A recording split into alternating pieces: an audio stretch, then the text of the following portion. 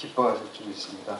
네. 오늘 본문에 보면은 이제 신임 총독 베스도가 가이사랴 쪽에 왔을 때 당시 이제 유대 지역을 다스리고 있었던 이제 아그리빠 왕이 방문을 하죠. 방문을 하고 인사하면서 나누는 가운데 바울의 문제를 얘기를 하게 됐습니다. 왜냐하면 바울이 로마 시민권자였고 황제에게 상소를 했기 때문에 보고서를 또 이제 베스도가 작성을 해야 됐고, 이제 문제점은 이 유대 문화와 종교를 잘 모르기 때문에 그것을 이제 아그리빠 왕에게 상의하는 과정에서 이 아그리빠 왕이 그러면 내가 좀 바울을 한번 직접 보고 신문을 했으면 좋겠다 이렇게 청해서 청문회를 열게 됐고요. 그리고 베스도 로마 총독뿐만 아니라 아그리빠 왕 또 그 부인 여러 고관 대적들이 모여서 이제 바울의 얘기를 듣게 됩니다.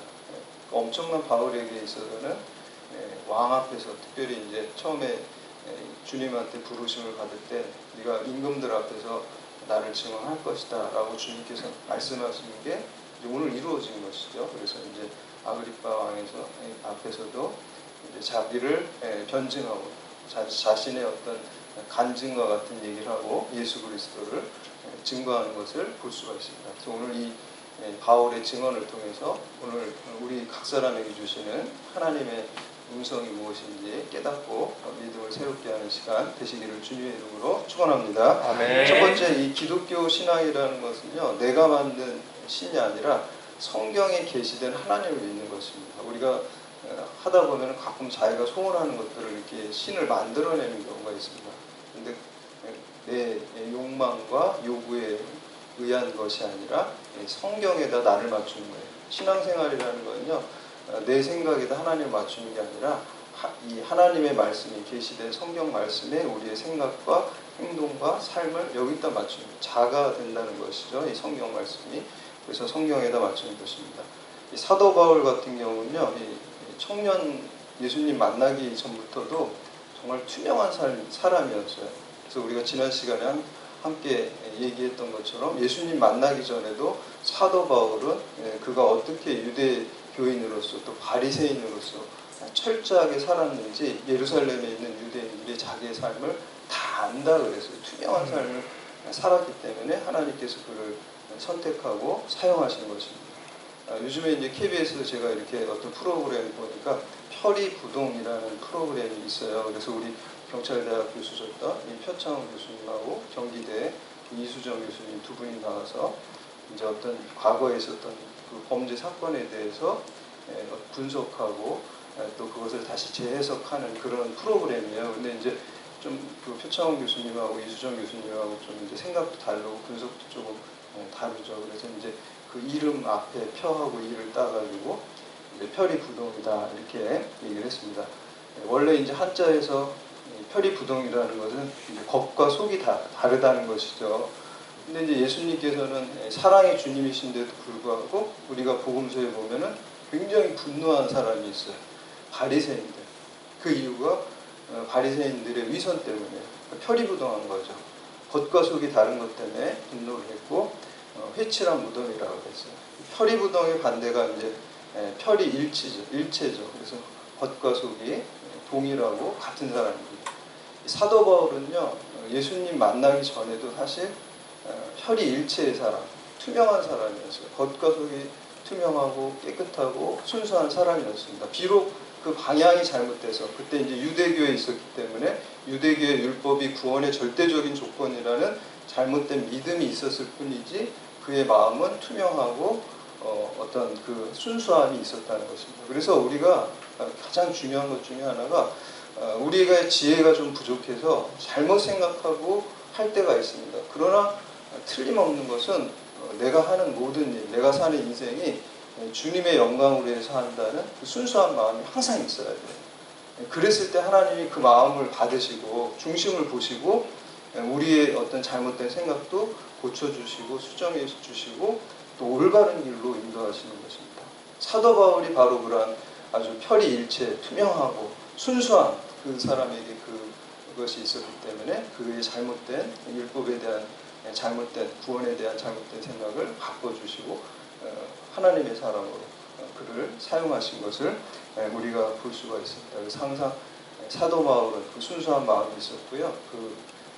중국에 이제 그 유가 철학에 있어서 이제 그 중간에 이제 집대성한 사람이 이제 주자라는 사람인데, 이분이 이제 성리학의 가장 중요한 이념은 존천리 거인욕이라고 이렇게 얘기를 합니다.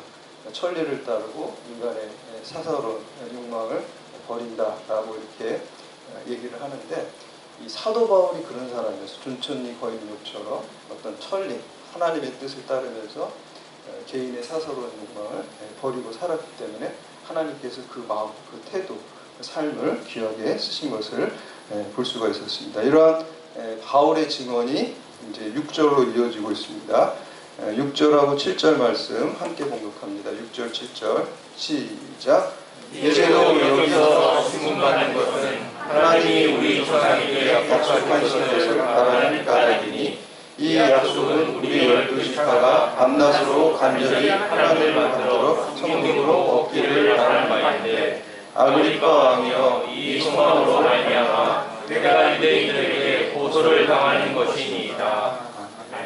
이 바울이 지금 감옥에 갇히고 또 이렇게 청문회를 받는 것은 로마의 법을 어겼거나 혹은 유대의 종교법을 어겼기 때문이 아니라는 것입니다. 자기가 이렇게 어려움 나오고 감옥에 갇힌 것은 하나님의 약속이 이루어지기를 바라는 소망 때문이다 라고 이렇게 말씀하고 있습니다. 어떤 사도 바울이 부귀영화나 입신양명을 소원한 게 아니라 하나님의 약속이 반드시 이루어진다는 그 소망, 소원, 그것 때문에 이제 이렇게 어려움을 당하고 있다라고 얘기를 하고 있습니다. 우리가 이 성경 66권은 다 하나님의 약속이에요.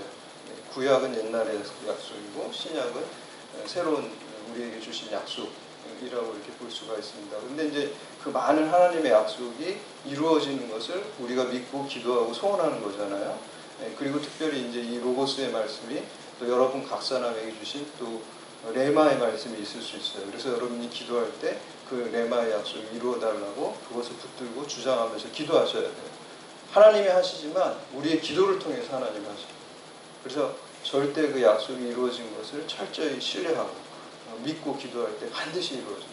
오늘 사도 바울도 바로 하나님의 약속에 대한 소망 때문에 이렇게 어려움을 당한다 그랬고, 결국 자기의 천국에 대한 약속, 소망 때문에 자기가 순교하기까지 이르게 되는 것입니다. 하나님의 약속에 모든 것을 올인하는 게 믿음으로 사는 거예요. 근데 이 성경의 그 많은 약속 중에서 구약에서 가장 중요한 약속은 초림하신 주님, 메시아에 대한 약속입니다. 그것은 예수님께서 오셔서 이루어졌어요. 그리고 신약에 많은 약속이 있지만 가장 중요한 것은 재림하실 예수님, 이제 다시 오실 예수님에 대한 그 믿음을 가지고 있는 것이죠. 그런 소망이 이제 사도 바울에게 있었던 것이죠. 그래서 그 소망 때문에 다시 오신다는 건 뭐예요? 부활하신 주님에 대한 것이죠. 그리고 종말의 때에 주님께서 심판하신다는 그 소망을 가지고 살아가는 것이 바로 그 사도 바울의 믿음이었던 것입니다. 그런데 오늘 그 본문에 보면은 바울의 소망도 메시아에 대한 약속, 하나님의 약속을 소망하는 것이었고요. 또 바울을 죽이려고 하고 바울을 고소하는 이 대제사장 무리들 역시도 메시아에 대한 소망이었어요. 하나님의 약속. 근데 내용이 완전히 틀려요. 내용이 어떻게 틀리냐면 대제사장과 그 무리들은 그 메시아가 정치적인 메시아였어요. 지금 로마의 압제를 받고 있는데, 로마의 식민지로 유대 이스라엘이 지배를 받고 있는데, 이 정치적인 메시아가 나타나가지고 이 로마를 좀 물리쳐주고, 그리고 자유와 번영을 이 땅에서 누리게 해줄 수 있는, 다른 말로 이게 어떤 메시아입니까? 세속적인 메시아를 기대를 했어요. 그런데 이제 바울이 만난 그 메시아, 예수 그리스도를 다메섹 도상에서 만난 예수 그리스도는 인간의 죄를 짊어지고 영원한 생명을 주시는 메시아였죠. 그러니까 메시아의 내용 자체가 완전히 틀린 것을 볼 수가 있습니다. 세속적인 메시아가 아니라 영원한 구원을 주는 그러한 메시아를 사도 바울은 믿었던 거죠. 물론 이제 그 전에 사도 바울도 유대교에 있었을 때 이 유대교인들, 지금 대제사장 무리와 같은 그 메시아관을 가지고 있었습니다. 그러나 그 메시아를 직접 만나고 예수 그리스도를 다메섹 도상에서 만남으로써 정말 올바른 메시아가 무엇인지를 깨닫게 됐습니다. 세상적인 메시아는요, 사실 그런 정치적인 해방을 줘도요, 사실 인간은 또 아웅당하고 서로 시기 질투하고 또 죄를 짓게 돼 있어요.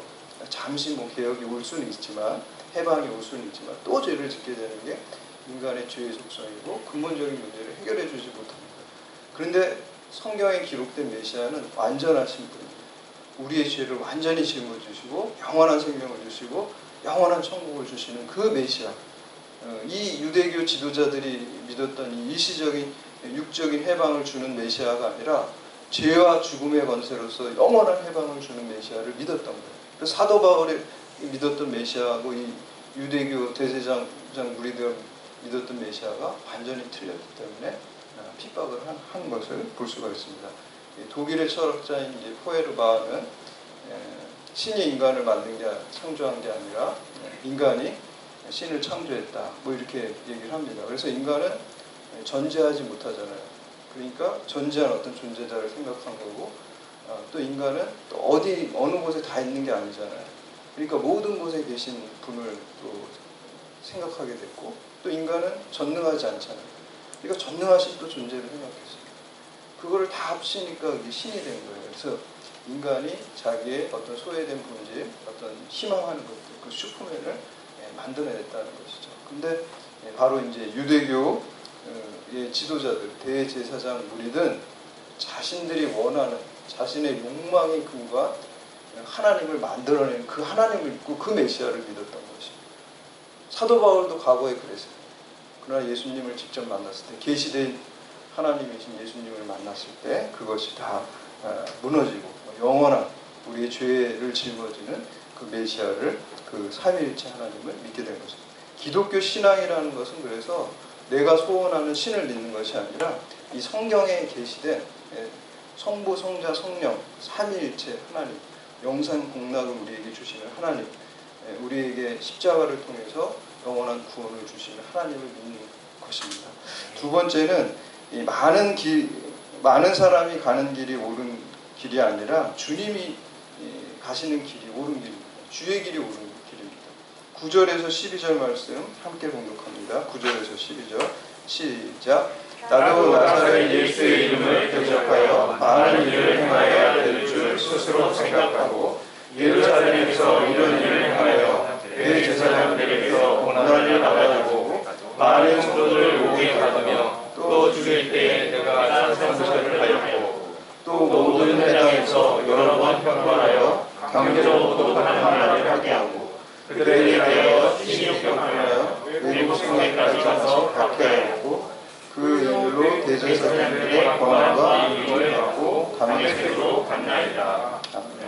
이 사도 바울은요, 그러니까 아까 유대교 무리들이 가진 그 메시아를 가졌기 때문에 그 그리스도인들이 뭐 진짜 그 나사렛 아주 빈촌에서 태어난 목수 출신이 메시아라 그러는 것을 용납할 수가 없었어요. 그래서 핍박한 거예요. 나의 메시아가 하고 틀렸기 때문에 핍박하고 진리에 반한다고 생각했기 때문에 핍박을 했죠. 여기서 보면 11절에 형벌하여 라는 말이 이제 티모레오라는 그런 그 그리스어인데, 이거는 명예를 수호하기 위해서 복수한다, 그런 뜻이 있어요. 그러니까 사도 바울이 그렇게 한 거죠. 명예, 유대교의 명예를 위해서 그리스도인들을 잡고 죽이고 박해하는 거예요.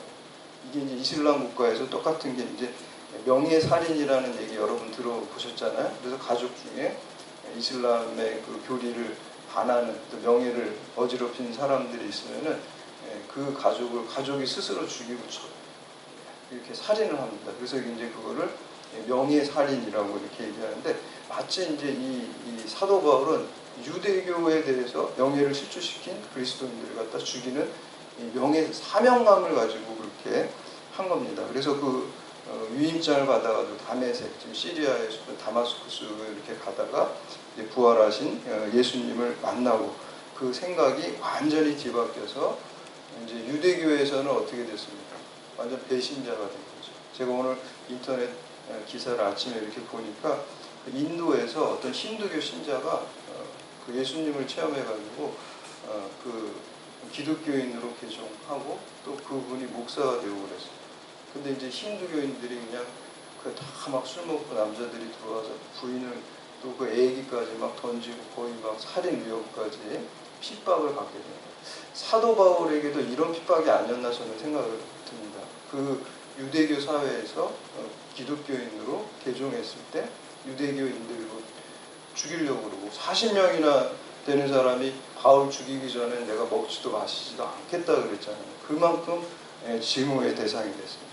진리의 길을 간다는 것은 이처럼 좀 많은 어려움과 고통이 있습니다. 그렇지만 그 끝에는 그 우리의 육체의 죽음과는 또 이 인생과는 비교할 수 없는 더 큰 영원한 생명이 있음을 믿기 때문에 이 세상이 다가 아닌 걸 믿는 거잖아요. 기독교 신앙은. 그거를 바라보고 소망 가운데 기쁨으로 사도 바울은 그 길을 갈 수가 있었던 것입니다. 우리 민수기 1장에 보면요. 그 이스라엘 백성이 약속의 땅 가나안으로 들어갈 때요.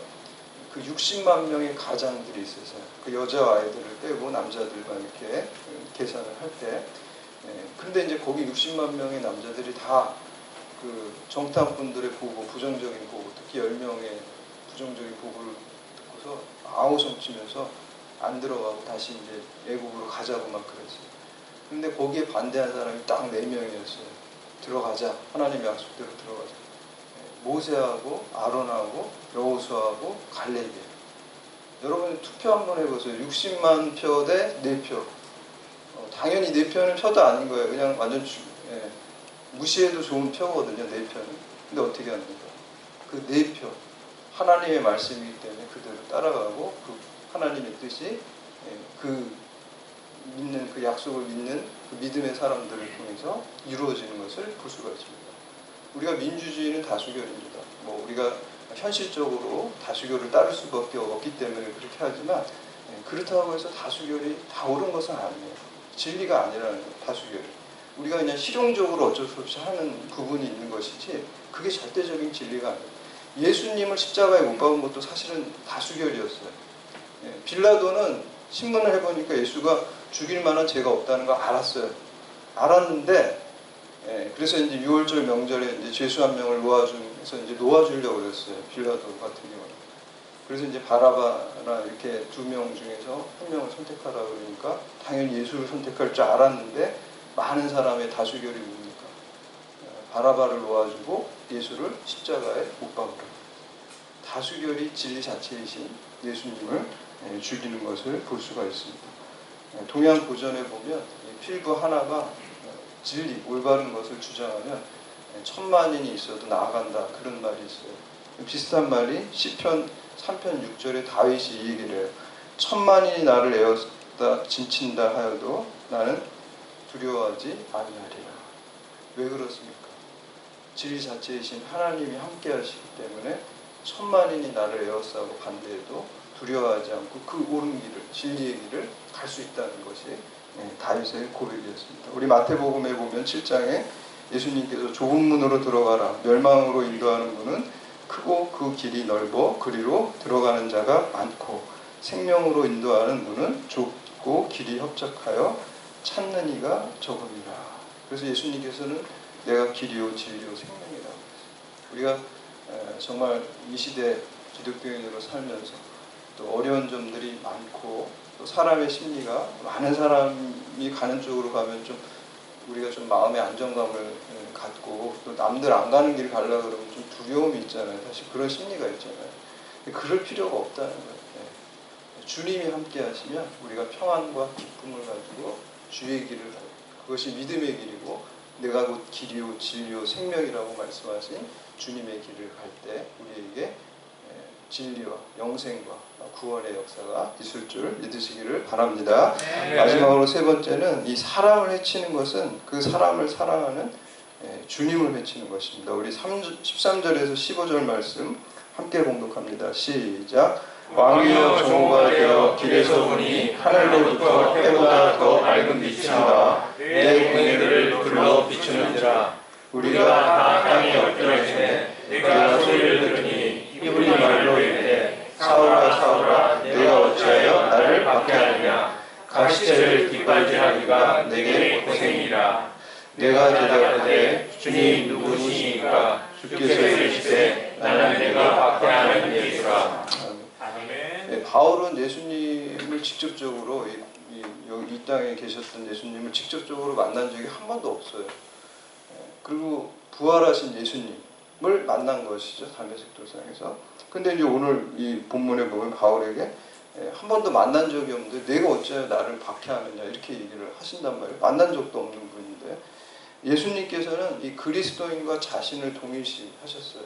그래서 그리스도인을 박해하는 게 곧 나를 박해하는 것이다 라고 말씀하셨어요. 그리고 오늘 본문에 보면은 사도 바울이 가시체를 뒷발지라 이가 내게 고생이니라 라는 건, 가시체는요 당시에 이제 끝부분이 뾰족한 금속이나 뭐 동물 뼈를 달아가지고요 가시처럼 만들어가지고 그게 이제 채찍 같은 거예요. 소를 소머리 할 때 그렇게 그걸로 이렇게 소를 쳐서 하는 거예요. 근데 소가 처음에 말을 들으면 좋은데 자꾸 따가운 걸로 때리니까 화가 나가지고 뒷발질을 한다 그래요. 그럼 주인이 어떻게 하면 더 때리는 거예요.